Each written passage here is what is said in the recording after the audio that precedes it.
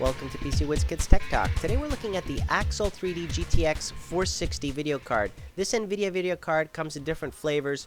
This one here is not overclocked. Okay, it comes with 768 megabytes of GDDR5 memory. It's a 192-bit bus interface as opposed to 256.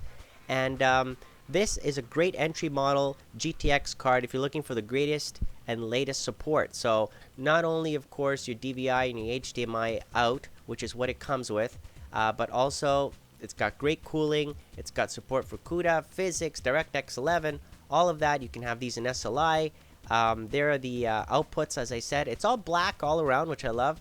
And there's a little mini HDMI out, okay, as well. So it's got two DVIs and one HDMI. Black all around. Nice looking fan, good cooling. There's the model on the sticker there.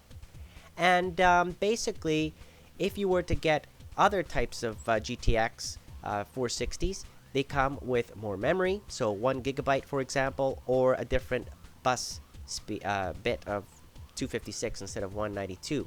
Now this one here, solid state capacitors, high quality build, latest support, like I said, for CUDA, DirectX 11, all of that. So you're not going to go wrong with this card if you compare it to another GTX 400 series. It has the same support. And it really shows in the benchmarks. When I put this in my test system, I mean, you can install this in a system with a 600-watt power supply, no problem. Just make sure you have two 6-pin PCI Express connectors in there, okay, for that. And you're set to go. I have a lot of stuff overclocked, and I'm doing a lot of testing, so that's why I have 1000 watt here in case I put more cards and stuff like that. But here are the results that I'm getting. GPU-Z in Windows 7, you can see 40 nanometer architecture, running at PCI Express 2.0 x16. There's the DirectX and shader model support, the bus width, the bandwidth, the memory that I talked about a second ago, the pixel fill rate, all of that there. Those are the defaults. Nothing here is overclocked. I am using the latest Forceware drivers at the time when I did this video, and we're going to overclock this obviously to a higher result and compare default and overclocked. This is a terrific card for overclocking, by the way. Temperatures are always very low, 35 degrees Celsius when it's on idle, and at 40% the fan speed. Very quiet, actually. I actually very liked that fan and a lot. And looking at the full load temperatures, 61 degrees Celsius only. Okay, if you overclock it without any voltage increase, just using the MSI Afterburner, there are your results that I'm getting there on the GPU, memory, and the shader frequencies. And well, when you benchmark it without having to increase the fan or the voltage, you're really getting a boost. Okay, a big time boost in benchmarks. You can get up to 5 to 10 frames per second more depending on the game. So here are the GPU scores in 3D Mark Vantage at default clocks. As soon as I overclock it, bam!